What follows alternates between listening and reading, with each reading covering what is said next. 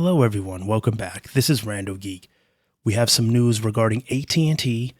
Unfortunately, it's not good news. It is bad news, unfortunately, for these people here that we're talking about. 138 Americans or employees getting laid off, and just the worst time. I wish they would have pushed this back until after the holidays because it's a little distasteful. It's distasteful for the people that are affected by this. It's also distasteful in the eyes of consumers.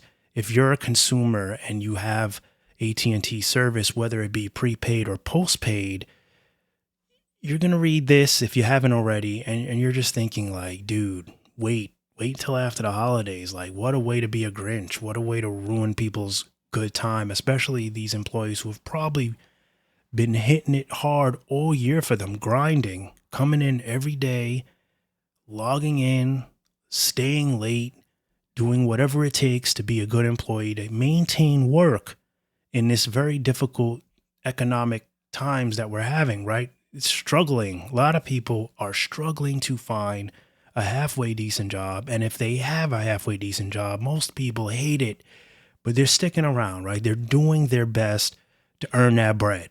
And then we have news like this where AT&T and other companies just choose the worst time to let people go. But that is what is happening here. 138 employees in Florida offices. So let's be clear, this is their Florida locations that are taking the hit this time. I'm sure we're going to get more of these reports. You know how it is. When a new year starts to come or begins even, we start to hear a lot of this. And it's not just going to be AT&T, unfortunately. Companies sit back, they start reevaluating what they did wrong, where they can cut. And unfortunately, they usually do take it out on the smaller guys, the little guys. But you'll be happy to know that 3 of these positions are at least executive positions. Not that we're happy that these people are getting laid off, the execs, but at least it's not just the smaller guys that do all the heavy lifting. We know that the 135 customer service jobs are the ones that do the heavy lifting for these companies. We've all spoken to the prepaid department at AT&T. It's a mess. They're so stressed out, they can't even remember your name after you just told them. They can't even remember the day it is because they just got one call after another. Every problem sounds the same. It's rough, right? And so some of these execs, higher level, high paying positions are getting the boot as well. AT&T's excuse for this is they're undergoing targeted workforce reductions. They're focusing on growth in areas as a part of regular review of support where needed. So they feel these positions are no longer needed, I guess, and that's why they are encouraging people to leave. Back in August of 2024, according to Jacksonville Daily Record, 17,000 members of the Communications Workers of America, including workers at Florida location, went on strike against AT&T. All right. The strike lasted almost 1 month, they're saying, and then it seemed as if things had settled. Now, AT&T is giving the employees who are facing layoffs until March of 2025 to find another position with AT&T or face termination. So, this doesn't sound as bad as it is, right? Because they're allowing you to have, 3 months or so to find another position with AT&T or another company. Now, what if you choose to stay with AT&T? My guess, this is why this is kind of useless, because they've done this before, is, where do you think these positions are going to be? You're probably going to have to relocate, which means you're going to have to uproot your life. Now, that might not be the case for everybody, right? But obviously, they're shutting down positions in Florida, which means you'll probably have to go to another state or to the far end of Florida, which could make your commute like an hour longer every day, which could be really rough for someone who has children and can't afford to take too much time away traveling. So I don't know. At least they're giving you time to look for something. I appreciate that, right? I think that that's at least good. At least it's not just like we're shutting down immediately and, here's, here's your pink slip and goodbye. So they're not doing that. They also said that reducing their workforce is a difficult decision that they don't take lightly.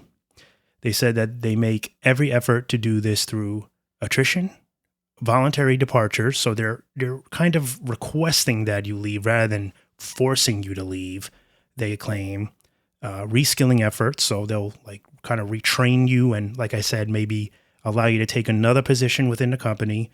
But I don't know how that will pan out. I can't say whether it'll be worth it or not. There may be some positions where someone might get lucky. One of these 138 people or a few of them might actually be able to relocate within the company to something better. We'll find out. This is an updating, breaking story that will be developing for a while. We'll definitely hear more about this. They're saying there, of course, are times like this when additional reductions are just necessary. Eligible employees will be provided severance pay and benefits. So that's a plus as well. So it's not as cold as it comes across, but unfortunately, it's still nonetheless a little depressing, a little sad, not the best timing, in my opinion. But I guess towards the end of the year, this is when these decisions get made. They sit around, like I said, they look at past results and where the company is failing, what areas are just not being supportive enough, not contributing enough to the growth of the company and profitable enough. So I'm guessing these customer service locations where they're based, the areas in which they develop and provide service are just not good enough for them. So that's why they're just tearing it down.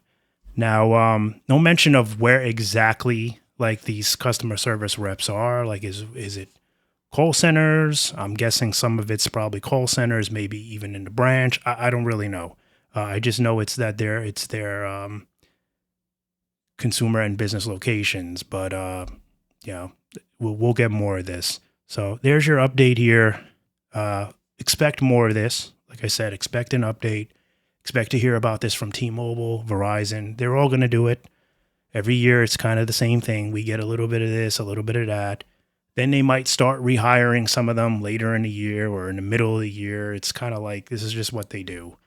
It's kind of a game. It's kind of a way to get it for less, right? You let go to people that have, a higher salary, that have been there longer, that have more seniority, and then in 6 months, you replace them with a bunch of out of school 20-year-olds with that are willing to just kind of take anything, kind of take any money to get their feet wet, to get their resume going, get a little money in their pocket.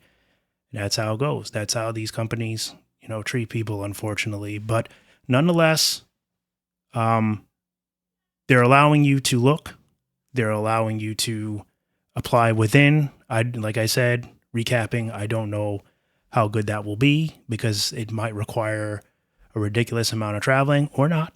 And at least they're offering severance and benefits for a while. Not sure how long, but so at least it's not just like a full push out the door. So I do respect that. A better, more respectable way of doing it. Nonetheless, sad for these employees that are going to have to deal with this. As always, thank you so much for stopping by and watching. And I'll catch you in the next one. Bye for now.